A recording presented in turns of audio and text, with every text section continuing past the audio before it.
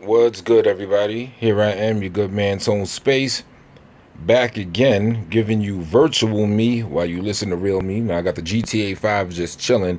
It's online. There's a bunch of people up in the building, other players online. So it's a decent chance you're gonna see someone just run up to my man and clap him because he's just standing there, and that's what motherfuckers do. So you got the nice excitement of wondering if that's gonna happen while I talk my little shit. So it's a little bit of suspense in this video. But yeah, I just want to talk about the Tommy Sotomayor punch that happened yesterday. You could say it's the punch heard all around the black sector of YouTube, or all around YouTube, or however you want to romanticize it or whatever, right? Now, this video here is going to be a little different than others that I'm seeing. I'm not really going to go all that deep into how come he didn't fight back, how come he didn't get that snapback reaction and bust dude back in the mouth and all that shit. Got a lot of videos on it. You could hear that on that side. I'm talking to y'all that have an attention span that goes a little further than what's directly right in front of your face. And the title of this video kind of suggests that, right? Because I want to talk about the black eye that this gives the whole pro-black community. Now, first, I want to all the Harlem Cats, everybody in the conscious community, Sankofa, Sound, all them dudes that came out, showed love, that was politicking with Tommy Sotomayor, all that shit. Shout out to y'all, everybody that showed love, even though you may have different ideologies, as I have many ideologies different than Tommy or whatever, right? But the reason why this is a black eye to the pro-black movement or the conscious community or whatever you want to call it is because look where this situation happened. A dude punches this man in the face, but where were they at? They were at what was supposed to be a civil lecture or whatever, a civil, it was a show going on, so to speak. It was people standing up, talking speaking their truth as they see it at the Alhambra ballroom. Now, what's messed up is there was a lecture Saturday night and a lecture Sunday night. I believe either at the same place, or maybe the first one was at the National Black Theater on 5th. Okay, and this one was at the Alhambra Ballroom, a little bit down the street. So, but point being, there were two pro-black, to just paraphrase, just to give it a term, two pro-black lectures, 2 nights in a row. And what happened at both lectures, if I'm not mistaken, there was some kind of fight or some form of violence. The first one, I believe, were the Hebrews going against the Kemet, going against the Commission science studiers or whatever, right? And as I saw Sankofa say when they were building on the street the next day, that they were selling nutcrackers. And if you want to know what a nutcracker is, you remember those quarter waters? Well, you got those, it's like those quarter waters on tilt. You get a quarter water and you put like maybe 80% alcohol in there and the rest, some Kool-Aid or some shit. And that's your little nutcracker drink. They usually sell them for $5. Any of y'all you ever in New York, get you a nutcracker just to, get the New York experience. Get your ass a Knish too. Knishes are great, right? So the people that would, as I understand, the people that were doing the lectures, let me put my man back on, the people that were actually performing the lectures, so to speak, or whatever, they were getting bent off of nutcrackers. So they up in that motherfucker drunk while they trying to speak their truth, their black power truth, or their Yahana truth, or whatever it is, right? And they're on tilt. Now, I don't know all the details. I am going to look into finding out more of the details of what happened during the Saturday night fight, because that was a black eye to the pro-black movement as well. You know what I'm saying? People pay their good money to be civil, to hear people use their mouthpiece as the weapon, right? And people get physical on some brute barbarian shit. You know what I'm saying? We're supposed to be past that. And we're trying to be past that anyway, right? Leading to the very next day, Tommy Sotomayor. Now, you may not agree with his ideology. A lot of it I don't agree with. You feel me?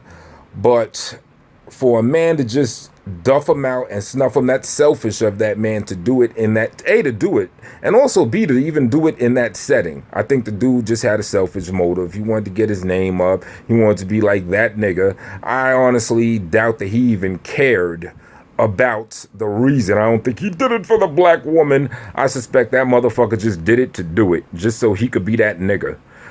Otherwise, if that dude was really on some conscious shit and did it to defend the black woman, then why are you gonna do that in a setting with many black women there, and a setting where people are supposed to talk their knowledge? Because I'm sure someone is supposed to go up on that stage at that event last night and talk about black women. In fact, there are black women there. In fact, I don't know all the details, but if I heard Sonetta say in the background, the dude that did it was supposedly with Dr. Ma'at, which is a black woman, very, very intelligent black woman, and she was doing her thing there too. So if this dude was part of Dr. Ma'at's clique, then you just disrespected the black woman that you were with by doing some stupid shit like that in the environment where she's supposed to get on stage and rock. You're disturbing the peace.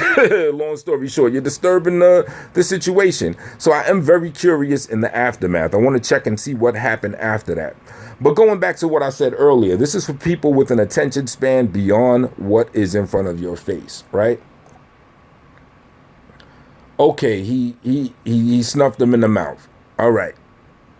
And I mean, yeah, it's gonna be ha ha he for all y'all that got an issue with Tommy Sotomayor shit like that. You know, you're rejoicing, you're in jubilation, all that shit or whatever. But what about the bigger picture? Oh, I got a gun drawn now. All right. What about the bigger picture? And that bigger picture is, if you want to counteract a lot of what Tommy talks about when he talks about the savagery and the niggly bears and all that shit of black men, then what is a better weapon against his message? Is it A, be at a pro-black event, snuff him in the mouth? Or is it B, show love, or at least be civil, debate, allow him to go on stage, give his little speech or whatever, and contend with him ideology for ideology, then everyone go home, and then he can say, well, you know what? Harlem showed love, everything was good, people talked their truth, I spoke my truth, and it was what it was. But no, due to a dude just actually hauling off on him or whatever, now that just strengthens his argument a lot more. Where there's more than three, I should not be. See, I told you. That's exactly what he did. All that man did on the bigger picture, outside of this 15 minutes of, oh, you got snuffed in the mouth, but a week from now and later, is see what I told you about these niggas. You know what I'm saying? I come out there and whatever. Now, just to also clarify, from what I've seen, because I was following the thing, I even met Tommy myself and said what up right quick, right? But it seemed like New York was showing the man love. The dude that did this, if he was with Dr. Ma'at and them, then I believe it was a cat from Baltimore, for whatever that means. But it seemed like all the actual conscious people, Sankofa, Sonetta, all of them, it seems like they were showing love. You know what I mean? Now they a lot of them probably totally disagree with a lot of what he says, but they're wise. They're a little smarter than the average bear. They know not to just wow out. They know about what's more than just in front of their face. These are more intelligent people with an attention span beyond that, right? So they know that the best way to contend with what he says is to be civil. So then when he goes home, he could say, yeah, all right, they disagree with me, but everything was peace. But now that a dude just actually hauled off, snuffed them in the mouth, it's just gonna strengthen his disdain for his fellow brothers and probably sisters too. Probably put a black woman spin on it. He always seems to find a way to spin it back on them. It's just real talk, but it's just gonna strengthen his argument. And in the bigger picture, it's not good. You know what I'm saying? It was an L. It was a black eye for the pro-black community. It is what it is. So those are just my little thoughts on it. feel free to comment, talk your shit in the comments, and let me know what you think. All right.